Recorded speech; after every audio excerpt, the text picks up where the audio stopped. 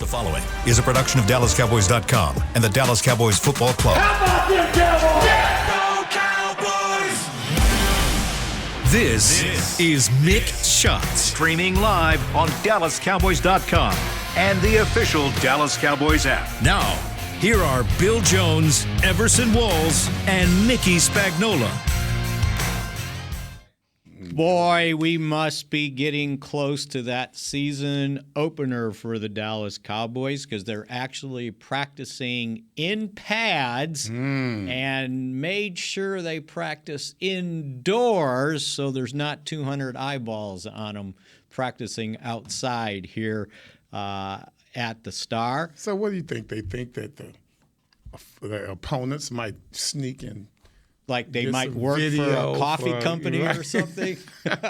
Espionage in the NFL. Right. And we are inside the SWBC podcast studio. Mickey Spagnola, Everson Walls, Bill Jones will be joining us in a moment. that sounds like a regular broadcast, it really right? does. They opened, and Troy Aikman will be joining us in a moment. Bill's important, man. Bill's important. He's got stuff to do. He's got things to do, but he will be along shortly as the Cowboys continue getting ready for that season opener Sunday night against the Tampa Bay Buccaneers. And so got today, since they started practice at 11:30, got at least a chance to take a peek in. Okay. They were still doing special teams when I left, but I can tell you this, that Jordan Lewis was in pads, and he was going through some individual drills. So he said yesterday he thought he would be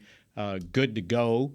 I saw, and if he's not, probably Deron Bland, I would imagine. I like the little man. I like that young man. And the other alternative, because Kelvin Joseph was also in pads, and I saw him taking part in special teams practice, so he should be good to go. And he was not on the injury report yesterday. Oh, that's good. The only two guys the Cowboys had on the injury report were Michael Gallup, of course, with his knee, and he was rehabbing in pads today. So today was probably the first time that he's had pads on. Sounded like he went through some individual drills yesterday, but they weren't in pads.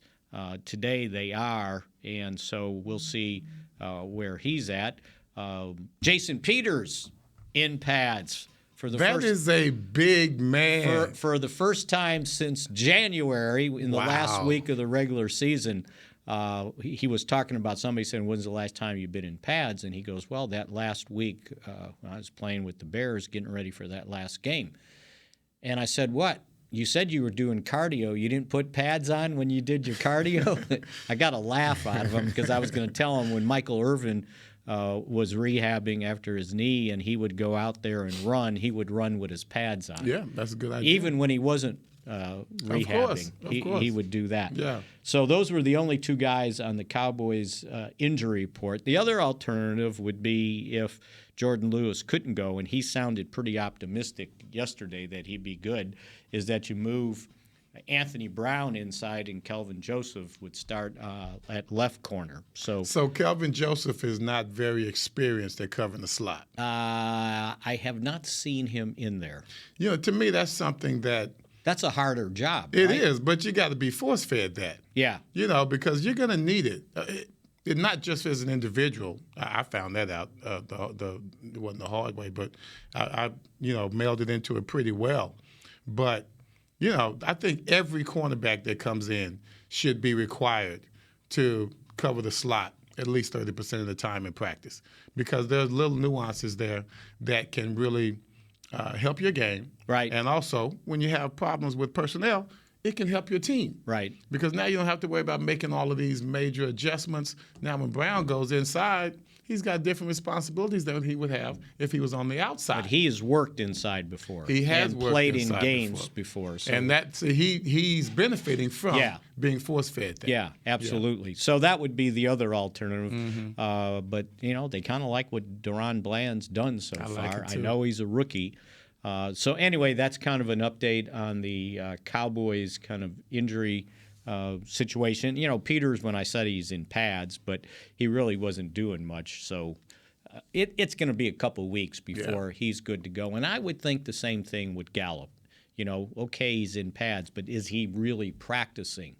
You can, like yesterday, they weren't in pads, and you can go out there and do some of the stuff, but he's running routes against people, so that's a step in the right direction. As you talk about Peters, he played for the Bears. That's his last team he played for. Last year. He had no chance to go to the playoffs.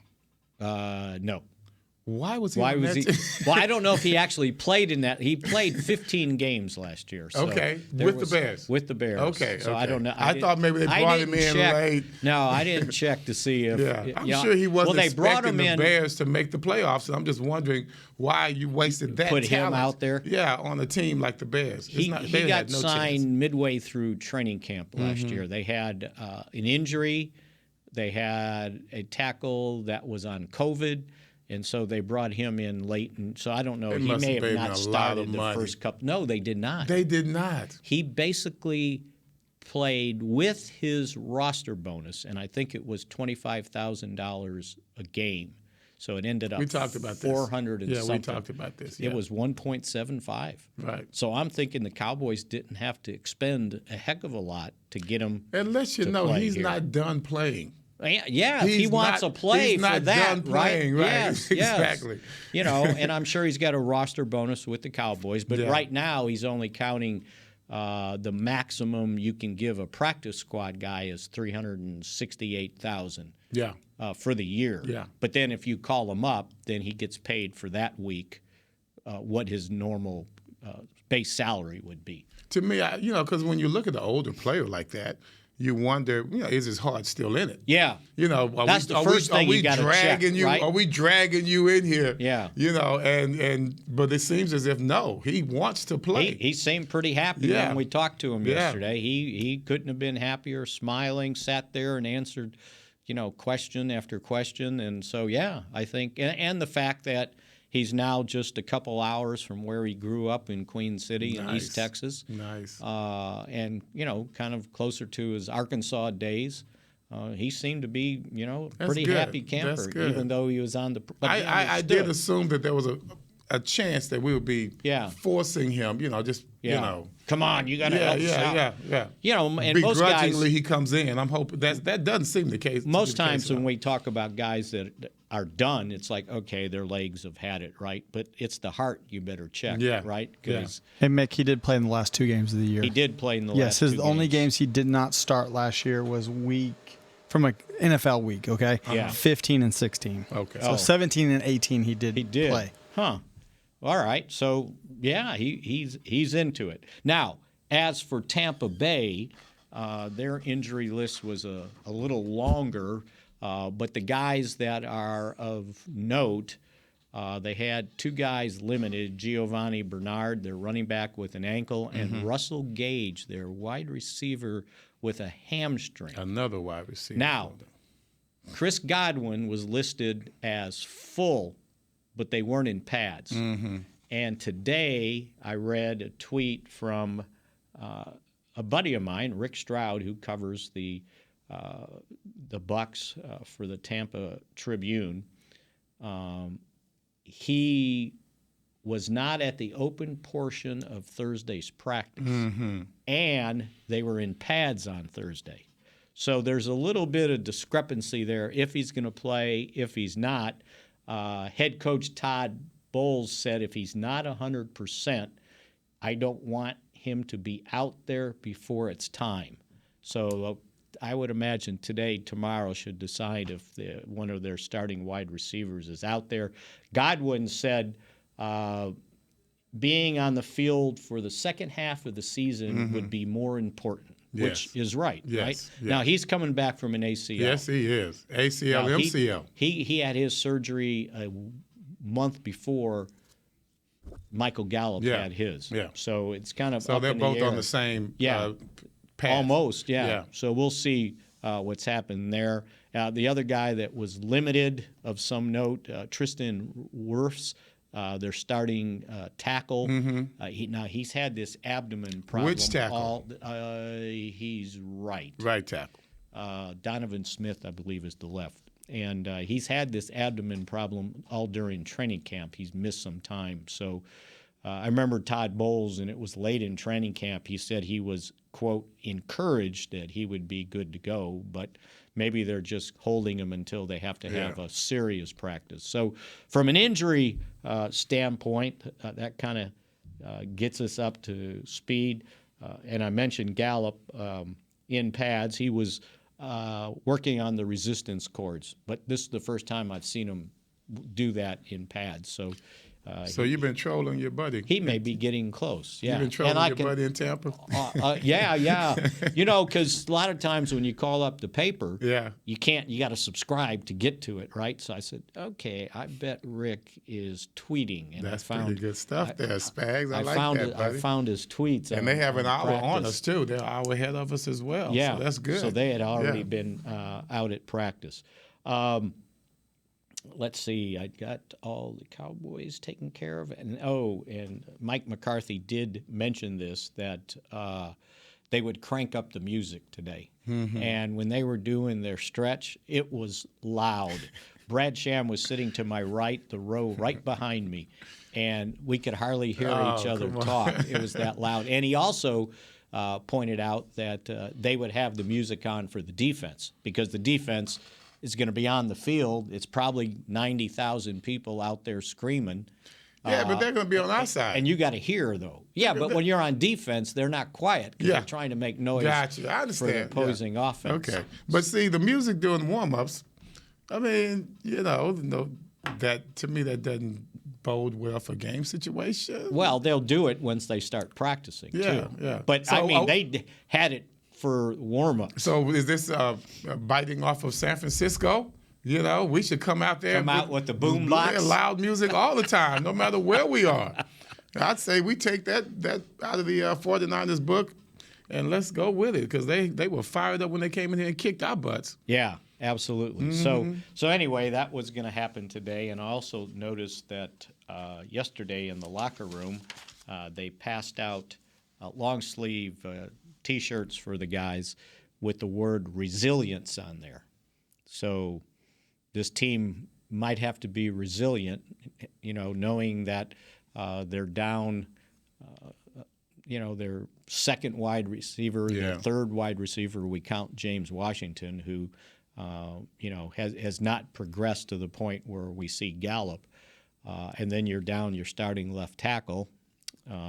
And the guy that probably was going to start at guard was starting at tackle, and the guy that was going to be backup center guard is starting at guard right now. So, resilience. It's just like last year. Important. Come on, man. It's just last year all over again. We forget last year that Zach Martin missed that first game. Yeah, he was in COVID protocol. That's true. So that's very true. They were playing without him. So it'll be interesting to see how this whole thing works out, and I thought the most interesting thing that was way too much philosophical stuff during Mike's press conference today. Okay. But one of the things that he kind of came clean with when he was asked about, okay, your quarterback's going to not have his regular left tackle out there. It's a rookie starting his first NFL game. You're down 2 wide receivers. Is this a chance where you may come out and things may be a little unsettled the first game, and then, you kind of grow into it? Mm-hmm. And he said, and he went on this long rant, right? But then he pointed out that the most important thing, especially early in the season, is to play complementary football. Mm-hmm. And the thing he said was, we're going to have to play to our defense. So he thinks the defense can hold things in order maybe until the offense catches up. When you go back to his answer, you mentioned it yesterday where he kept talking about supporting your quarterback. You support your quarterback by running the ball. You support your quarterback by playing the net that Jerry talked about. Yeah, I mean, that's just the way it's been. He stumbled into that answer. I think when you look at that question, that is a question that's pretty serious for a head coach. Right. Versus his quarterback. He does not have protection around him. Right. And you're talking about a quarterback, we just paid a whole bunch of money, one of the highest paid people in the NFL. And so as he's thinking about his answer, I think he was there were all of these negativities going around in his head that he's probably trying to, beat back out of his head. You know what I'm saying? So, when you start talking about an answer like that, he's just hoping. You're hoping that they can hang on. You're hoping that your offensive lineman can hang on. And I get it. You're hoping your running game can be good enough to protect them. Okay, so tell me the logic here. And I think it's probably for offensive linemen easier to run block than pass. True. That is true. Okay. Yes. But if you're worried about them pass blocking and you're saying, okay, we're going to run the ball, well, they got to run block too. They got to run block. And there's as inexperience doing that in the NFL as pass blocking. It's the same as last year. We are looking at a Tampa team that is going to make us pass the ball. Right. That's just the way it is. Tampa Bay's defense is predicated upon playing good run defense. And they always have those two guys outside for the play action. I don't know if they have that this year. That's the only good thing about it this year is that we are looking at an extremely inexperienced defense as well from Tampa compared to last year. Well, I looked, and really, so they don't have Ndamukong Suh, right? But they're playing, it looks like the way they got it lined up here on their depth chart, they're playing a three-man front. Mm-hmm. And Akeem Hicks, who was pretty good for the Bears, is the other starter on the outside. Vea at nose tackle. And that guy's a beast. And William Golston at defense, the other defensive line tackle spot. They've got one new linebacker, but Devin White and Levante David and Shaquille Barrett, those guys are still there. Mm-hmm. So, that front is basically the same, and Hicks may be even better than what they had last year, the year he had for the Bears before they traded him. And he would be taking Sue's spot. Well, I want to say last year I thought they were playing a four-man front. But I don't know if Bowles transitioned to a three-man or not. But because Vea and Suh were inside, and then they would have two defensive ends outside. But you're right. They're going to look at the Cowboys and said, okay, you're not running on us. You're not running on us. Right? We're going to take away. And see, that's what I think everybody's saying. Well, the Cowboys got to run more. They got to run more. They only ran 18 times last year for 60 yards. But if they don't want you to run, you ain't running. There's nothing right? you can do. They can fill the box. Especially when you're looking at their personnel. Yeah. The way it is, it's not like they're depleted. I assumed that they had lost some guys. I know I heard about them losing Suh, and I thought that they were a little bit more depleted on that front seven. So, but it looks kind of the same to me that I saw. According to what you're saying. Well, wait a minute. I can tell you. So last year, on their defense, they were in. It says they played a three-man line, but one of the outside linebackers was Pierre Paul, so he's kind of a defensive end, right? So it was Pierre Paul, Suh, Vita Vea, and Golston. Suh's gone. So Suh's gone and Pierre Paul's gone, but Akeem Hicks, I guarantee you, is better than Pierre Paul at this point in their careers, right? The linebackers are Barrett, David, and White, so that's three of them. The other one was Tryon, and he is he's one of their outside linebackers. So basically, their linebackers are basically the same. Mm-hmm. The secondary's changed somewhat, and they listed 5 linebackers last year, and they didn't list 2 starting safeties, but Winfield's there. And then at cornerback, they've got Carlton Davis II and Jamal Dean. I think that was the guy that got hurt early in the game last year. This year, and last year they had Murphy, Bunting, and Davis, and then Winfield. So it's basically the same defense. We cannot that they put 450 yards on last year. Yeah, but only 60 on the ground. But only 60 and on the so we ground. have to look at this as Zeke being having a resurgence because we need him to have that. Fresh knee, right? The knee is okay. He's good. We ask him about this knee every year. Every year he seems to get hit on that same knee, sometime during the season. And so that's what I'm looking at. Can we come out here and see that old Zeke? Right. I was on the internet the other day, and they had interviews. Here's old Bill. There's old Bill. Y'all going to a break? Old Bill looking sharp, man. We're about ready to take a break right now. I have that shirt. I like that. I wore that on my birthday. Come on, man. You been in my closet? Y'all carry on. No, I was finish just your talking thought. about Zeke. I wanted to make sure that Zeke is going to be healthy. He looks like they his talked own on the self. internet, and they talked about one of the toughest. This was after his third year. They talked about who was the toughest for you to tackle. They talk about Zeke Elliott being one of the toughest running backs to tackle. That was after his third year in the league. That guy can still be that guy. He has been that guy. The problem was there was no room to run. Yeah. And so, he turned a lot of 0 and 1 yard plays into 3. And part of his problem the year before that was he was trying to do too much. Yes. And he wasn't caring. When you're going lateral, he's looking for that gap. I remember Right. That's the way Dorsett would run. And Tom Landry predicated our offense on the running back being able to stretch it wide and hit it up the alley. You have to find the softness because hopefully the backside got their block, front side is good. Well, we're shielding them off. I am searching as I'm going lateral as a running back, and then you have to create the softness as it develops. So then as they come this way, then you're hitting the softness going that way. I used to watch it all the time because Tom Landry made us watch offense and defensive film. And he talked about how Dorsett run. That's the same setup that Zeke Elliott does all the time. But he has no backs. They have too much backside interference for him to hit that softness. And like you said, If you you're gonna can't cut do anything back and it's if not there. They're in the backfield already. They're already in the backfield. Be prepared for this, and we'll go to break and bring Bill in, by the way. But two-back offense, Pollard and Elliott out there at the same time, and that'll give defenses something more to think about as we return to Mick Shots here in a moment.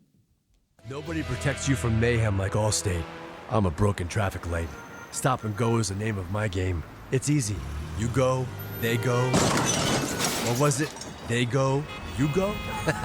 And if you have the wrong car insurance, these repair costs could stop you in your tracks. So get Allstate's new low auto rate and be better protected from mayhem, like me. Not available in every state based on coverage and limits selected. Subject to terms, conditions, and availability. In most states, prices vary based on how you buy. Allstate Bar and Casualty Insurance Company and affiliates, Northbrook, Illinois. We paid how much for those lessons? Shh, she's doing great. Oh, yeah, totally. Can you pass me a Pepsi Zero Sugar? Great job, honey! Oh, well, look at that. That's not the end. No way. Now it's time for the encore. You know what? You're right. 5 times? Not enough times. For everyone who traded in rock concerts for their kids' recitals, you've compromised enough. Pepsi Zero Sugar. That's what I like. The Medal of Honor is our country's highest military award for valor in combat. More than 40 million individuals have served in the armed forces since the Civil War. Fewer than 4,000 have received the Medal of Honor. The National Medal of Honor Museum will be a place to preserve these legacies and inspire America. It's being built right next door to the Dallas Cowboys in Texas. Help us honor our country's greatest heroes. Learn more and get involved at mohmuseum.org. Brace yourself for an existential question. Has your butt been having enough fun lately? Have you been treating it well? Has it been going places? If not, then it's about time you start using SeatGeek. SeatGeek is the best way to get your butt tickets to live events. Just ask the thousands of other butts who have rated it the #1 ticketing app. So what are you waiting for? Download the app now or visit SeatGeek.com to get tickets to sports, concerts, and live events and make your butt happy. SeatGeek. Get your seat in a seat. Back to Mick Shots. K-Post Roofing and Waterproofing, proud partner of the Dallas Cowboys. From corporate homes to your home. Have your roof checked by choice, not by chance. Call now, 214-225-4860, kpostroofing.com. All right, so we're all up to speed on what's happening at practice here and elsewhere. The portion we got to watch, although it was still going, special teams when I was forced to leave. Well, not forced to leave. I had to leave. Good thing I got here on time. Does Cavante still have number 9 on? Yes, he does. Okay, so it looks like that's going to happen, huh? He's still catching punts. You've been thinking about that all night. Bill's worried about that right. 9. Like, how right? dare you? I want to make sure that he's got the blessing. And Hooker still has 28, and Mukwamu still has 24. Has there been another well-known 24? I in the don't past? know. I think. Do you have you given the blessing of Pac-Man Jones? Did they ask Everson? you? Have you given the blessing Yeah, I of was number going to say, 24? no, you weren't ever worried about me giving blessings to anyone. You're worried about freaking Romo. Come on, man. Hey, what does Anthony feel? Actually, no, the blessing is from the top of the organization. That's the blessing. But that's not what you're thinking about. You're thinking, did Romo approve this? No, I don't. No, okay. I don't care about Romo approving. Don't say it. you don't care about Romo. That would be a lie. He's also my teammate at CBS. Exactly. That's right. But Jerry is the one who had the idea on CD wearing number 88, and it was actually it wasn't because of because of the tradition of the 88. It's because of his former teammate at Arkansas, Jerry Lamb, who wore number 88, and he had just passed away a few months prior to the drafting of CD Lamb. Oh, wow. Jerry talked about it at when they drafted CD. That's cool. That's cool. 2000. Well, it ended up being. It works both. It works always. Beneficial for Lamb because I just saw there was something on all 4 88s doing a commercial together. That's right. They have some. In fact, we brought it up with Michael on the last preseason game, and he wasn't at liberty at that point to discuss exactly what they had in the works, but they had something up their sleeve. They met. I think they met, and they did a commercial for whatever. All right. If they're not sponsoring Mick Shots, we ain't saying who it is. Oh, okay. We got a new policy. a new policy. That's a Mick policy. Okay. I had teased yesterday that we would do some bold predictions today on the show for this NFL season, and I don't know if y'all have any bold predictions, but I have a couple of bold predictions. All right. That I would like to throw out there. Throw it out. You first. Okay. How about an early season matchup for the Cowboys this year of the league's most valuable player versus the defensive player of the year? Can you think where I'm going with that? So you got Micah Parsons. Micah Parsons is my pick to be the defensive player of the year in the National Football League, and I will preface that by saying that. Last year, it wasn't. I mean, there was a lot of people who thought he would be the defensive rookie of the year, and I was included in that. And so, if he surpasses the 13 sack total that he had last year, then Micah Parsons will definitely be in the defensive player of the year discussion by the end of the season. All right, producer supreme Chris Beam wants to. He's got a guess. Make a guess. I've got a guess. Yes. Talk to me, baby. Would it be the Cincinnati game, Joe Burrow? That would be Joe Burrow, the Cincinnati quarterback. Is my pick for the MVP this season. Not giving it to Matthew Stafford? No. And Aaron Rodgers? I am not. No. They do have to play both of those guys. Yeah, but he said early on, Mick. Early season.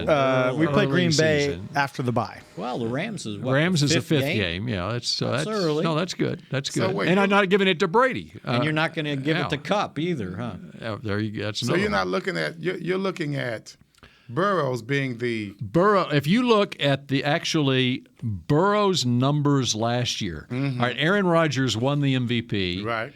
And of course, his team went 13-3. He had a completion percentage of 68.9%. He passed for 4,100 yards, 7.7 yards per attempt. The amazing stat on Rodgers, and he's been like this for several years now. Right. Only 4 picks and 37 touchdowns, and he was sacked 30 times and had a rating of 111.9. Look at Burrow last year. Burrow completed 70% of his passes. The team went 10 and he went 10 and 6 as a quarterback. One game he didn't start. He passed for 4,600 yards, 8.9 yards per attempt. Now he did have 14 picks and 34 touchdowns. He was sacked 51 times last season and still managed a rating of 108.3, just behind Rodgers' 111. And you know who was third, don't you? Who? Dak Prescott. Dak Prescott. There you go. 104. There you go. He also had 37 touchdown passes. So what you're saying is maybe there is another MVP possibility that could be playing in that game. You got to bring that up for him to that's right. I'm shocked here. That's why I said Burrow. Come on, man. What are we doing Burrow, so the Bengals feel like that they have shored up their offensive line a little bit. Now, that remains to be seen, and we will see it real quick when Lyle Collins lines up at right tackle against the Cowboys next week. They need a lot of shoring. Now, one of those guys, they took a guy from Tampa Bay, Alex Kappa, as one of their guards anyway. So, that's my pick for MVP is Burrow, and because I think the Bengals are going to win that division. I was surprised they only went 10-7 last year. They kind of, but it's his weapons. His receivers are incredible, and with he got Mixon a in the hot backfield. streak in the playoffs. And you have to look at their competition in their division and all the entire AFC. They had a lot to overcome. Yeah, you have some great quarterbacks in the AFC, and those are the ones they had to deal with. I don't know how long he can last. Yeah, that's a problem. By being hit so many times. And he gets sacked 51 times. Because he got sacked a lot at LSU as well. He's always been tough. He got sacked in the Super Bowl, right? Didn't stop anything. And they still were right there. They were right there. To the end. Mm-hmm. So those are my picks. Do you like Parsons as the Defensive Player of the Year? I certainly wouldn't argue with you if, people realize what he's doing. Everybody's going to vote for Aaron Donald regardless of what Donald does. He's a great And football player. And T.J. Watt won it last year, and And we'll see. Man, T.J. Watt, man, this guy. Aaron Donald again, right? He and Michael Parsons, those two guys are two peas in a pod. I'm sorry. I thought he was going to have a bold prediction like picking a game right away. No. He was talking about individual performances. I see. Yes. Now, if you would like to throw out something, then go right ahead there, Mickey. If you got any bold thoughts about this season. Yeah, I think Buffalo's going to win the Super Bowl. You do? Yes. You and everybody else. I'm going out on a limb on that one. Mine is this, and that's why I keep talking about Zeke Elliott. I think Zeke Elliott is going to have a 1,400-yard season because we are going to emphasize running the ball. Going to lean on him. We are going to lean on him as much as possible. I'm hoping he can just stay healthy. Now, if he doesn't get the 1,400, I do look at a 2 running back set. Pollard. And if he doesn't get his 1,400, then we're looking at 2 running backs still being able to control the Cowboys' offensive philosophy. Now, wouldn't it be something if the USFL most valuable player ends up being Rookie of the Year in the National Football League? So you're talking Turpin. Turpin time. Mm-hmm. All right. Refresh my memory on how they do the Rookie of the Year voting. Okay, obviously there's a defensive Rookie of the Year, offense. Defense, okay, but if you get a substantial amount of your success on special teams, does that count for to be the offensive Rookie of the Year? Watch out for him on offense. That's what I think we talked about it yesterday. I think that he's going to be used a lot on offense. He could be the secret sauce. That's right. Yeah. Providing he But can we catches add the football? Can we add his special team success to offensive Rookie of the Year? Absolutely. Production. Yes. Okay. And we can do whatever we want to do. Yeah, we can do that here. I mean, now here's the deal. From a kick return standpoint, they're not going to kick to them. They're going to kick the ball in the first row of the seats, right, every time. And when it comes to punting, their punter, Camarda, I believe that's the guy's name. Make sure I said it right. Camarda. They're going to tell him, you kick it in the stands on kickoffs, and when we have to punt, you pin them to the sideline or kick it out of bounds. Well, here's the thing. They're going to have to do that. Because the secret's out of the bag. The thing that helps your punting game is how well your defense plays and has the opposing team backed up. Right. So if we can play defense long, if we can get our MVP of the NFL, defensive MVP of the NFL, playing his butt off, along with his boys, keeping them down low, down in, past the 20-yard line, inside the 20, or even around the 30-yard line, that punter has to be honest. You can't just keep trying to punt it out of bounds because sometimes it'll go off the side of your foot, and next thing you know, you only got a 20-yard punt. Or you start bringing pressure and hurry him up so he doesn't have time of day you to have say, a lot okay, of options when they're pinned back. Right. You have a lot of options. And if our defense plays as well as they could, then you might be looking at a lot of Turpin Time. Because you know what? If he's catching the ball at the 40 or 50, in the middle of the field, watch out. That's right. And he had an interesting comment yesterday. Somebody said something about, well, they'll probably pin you to the sideline. He goes, yeah, I've got an answer for that. So I don't know if he's got some secret way to get off the sideline. It's called blocking. Right? That's what it is. And when you look at his returns, as much as he created, as much as he could in the beginning, you saw good blocking out there. You saw a man on a man. That's when you run the two punt returners back. Right.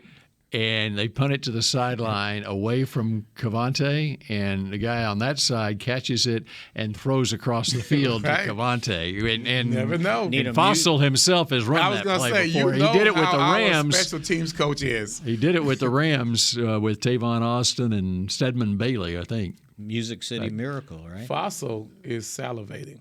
Oh yeah, he's been salivating for a while. Well, he'd been watching him going all the way back. He's probably been watching him going all the way back to high school in Louisiana, but for sure TCU days. Hell, he said he did, and he's kept up with them. And he was watching that fan-controlled 7-on-7 football league, just charting his progress. He might have paid whatever he had to pay to watch the European League. That's right. Yeah, let me pull up Poland here. That's right. He said that they called him when he was on vacation to tell him that he was coming in for a workout, and he's going, basically he said, I was ready to fly right back home and make sure we got him. And the other thing he pointed out, and I think this is on to something, he said when you have a returner like that, all of a sudden the guys that are blocking, they're more in tune to what they have to do because they know if they do a good job, there's a chance that guy's springing them. It's already in their heads now. It's already in their head. They saw those two returns right there. That energizes your entire special teams. Now all of a sudden, Fossil he's got so much more in his head, that he had before those returns. Now he says, okay, this is what I was talking about, and this is what we can do with this guy. So that potential is amazing. If you look at this team, you look at a good special teams, you look at good defense, you look at a good running game. We forget the quarterback. We don't like depending on our quarterback too often. That just doesn't bode well, especially if you get close to the playoffs, close to the end of the season. If you look at this team, it's set up to where we can have the right tools to be where we need to be. We can have the defense that we want. We got the special teams that we need. I don't know about the kicker. I don't know about Maher. Mar. When you put that hyphen in there, it kind of messes it up. So, I look at this team as being traditional this year. Okay, we are going to take a break, and we come back with our 4-minute offense when we come back in just a moment here on Mick Shots. You paid how much for those lessons? Shh, she's doing great. Oh, yeah, totally. Can you pass me a Pepsi Zero Sugar? Great job, honey! Oh, look at that. That's not the end. No way. Now it's time for the encore. You know what? You're right. 5 times? Not enough times. For everyone who traded in rock concerts for their kids' recitals, you've compromised enough. Pepsi Zero Sugar. That's what I like. The Medal of Honor is our country's highest military award for valor in combat. More than 40 million individuals have served in the armed forces since the Civil War. Fewer than 4,000 have received the Medal of Honor. The National Medal of Honor Museum will be a place to preserve these legacies and inspire America. It's being built right next door to the Dallas Cowboys in Texas. Help us honor our country's greatest heroes. Learn more and get involved at mohmuseum.org. Nobody protects you from mayhem like Allstate. I'm a broken traffic light. Stop and go is the name of my game. It's easy. You go, they go. Or was it they go, you go? And if you have the wrong car insurance, these repair costs could stop you in your tracks. So get Allstate's new low auto rate and be better protected from mayhem, like me. Not available in every state based on coverage and limits selected. Subject to terms, conditions, and availability. In most states, prices vary based on how you buy. Allstate Bar and Casualty Insurance Company and affiliates, Northbrook, Illinois. Star Sports Tours is the only official fan travel partner of the Dallas Cowboys, offering exclusive game weekend travel packages with pre-game sideline access and photo ops with current players, cheerleaders, and Cowboy legends. You want to stay at a team hotel, attend the best tailgate party in Texas, tour the Star, and talk X's and O's with me, Everson Walls? With Star Sports Tours, you can. Visit cowboystravel.com to book your travel package today. Back to Mick Shots. Head to AT&T Stadium this Saturday, September 10th, to experience Rally Days presented by SeatGeek. Get ready to cheer on your Dallas Cowboys with tours of AT&T Stadium, ticket giveaways, games, inflatables, and more. Visit attstadium.com/rallydays for tickets and more information. And that's coming up on Saturday. Everson Walls is making an appearance at Music City Mall tonight. Right, tonight, baby, at halftime of the game. And Everson and I will be making an appearance Saturday afternoon with Star Sports Tours. Which is always fun. Oh, yes, okay. It's always fun. Tickets are available. And where will you be? We'll be next door at the Omni. At the Omni. At what time? They do a reception for the people that come in on their tours, and tickets for the stadium or for the game. 1:15, we're on stage. 1:15. Yep. To maybe 2 o'clock. So about third quarter of the Alabama-Texas game. If you want to use those minutes, I mean, or the Missouri K-State They start at 11. Yeah, more and importantly, so the K-State you'll be in the Missouri second half. game. So are you saying that you'll be? He said more importantly, the K-State. Okay, there, Spags. Missouri going back to its roots and playing a Big 12 team, K-State, this week. All right, what do you think about tonight's game? You're picking Buffalo to win the Super Bowl. You know, so they better clearly, win tonight. So clearly, Yeah, you're picking exactly Buffalo to win tonight. Yeah, absolutely, yes. I've got Buffalo. Well, yeah, I was thinking Buffalo to win tonight. I'm not picking Buffalo to win the Super Bowl, though. All right. Because everyone else is picking Where are Buffalo. they playing? In L.A., SoFi Stadium. Oh, and they are, there's this huge heat wave in California, and so they got no air conditioning there. What? You're lying. In SoFi Stadium. It's enclosed. It's basically has a canopy over it. They can turn air conditioning on. I'm hearing all this talk. $1 billion for this stadium. There's some cold air coming from somewhere. There better be. Okay, ice, something. There's no way you have. So how did you survive all those years playing in Texas Stadium with no air conditioning? Man, we were men back then, Bill. You know that. You were down there too. You in your suit. I graduated from high school in Texas Stadium. There you go. Come on, man. Irving Schools, we deal. had high school graduation, so we were there in the Leave that roof open. heat of June. Let that sun come around and revolve and bake everybody in there to get their tan lines going. Mm-hmm. That's how it was. I always thought that Texas Stadium, when it was hot it was hotter than hot inside that stadium because you had no air circulation. And for some reason, when it was colder than cold in goodness. there. Yeah. That's what I hated. I guess all that concrete. I don't know. If we had, remember against the Rams playoff game, I think it was 83, it was ice in the end zone. I mean, come on. That's January. Ice in the end zone. So nothing melted in there. Yeah, well, Dickerson was pretty hot. Yeah. He's still gaining yards. Yes, he is. So I'm gonna pick the Rams to win tonight. I am too. Mm-hmm. That's what I was. And one of the reasons is Tre'Davious White is out for the Bills. You know, one of the things about the Rams is Stafford coming off his elbow injury and not throwing in the offseason, so that'll be a test to see if they can run the football, because you got to run the football. He's still on the same page with Cooper Kupp. How come they don't say that in college anymore? About running the football? Yeah. If running the football is so important, how do you win in college? Because they don't run the football. I think because the college defenses they just can't. I don't think they can stop the pass. Right? Actually, they do run the football in but college. They can't stop the pass. Yes, they do run the football. They cannot stop the pass. It's a lot easier to run the football in college because they got all these dime defenses.